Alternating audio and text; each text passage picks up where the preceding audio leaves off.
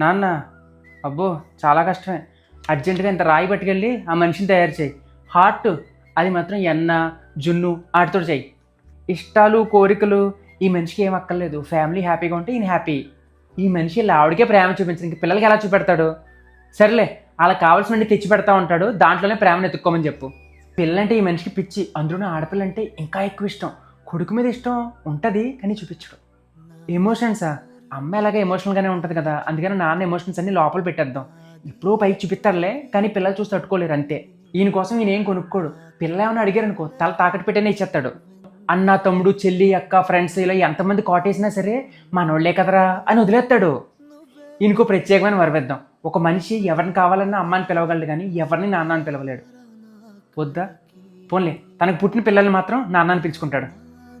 చిన్నప్పుడు పిల్లలు నాన్నే మా హీరో అనాలి, పెరిగే కొద్దీ నాన్నకు చాదస్తం ఎక్కువ నాన్న కోపం ఎక్కువ అని దూరం పెట్టి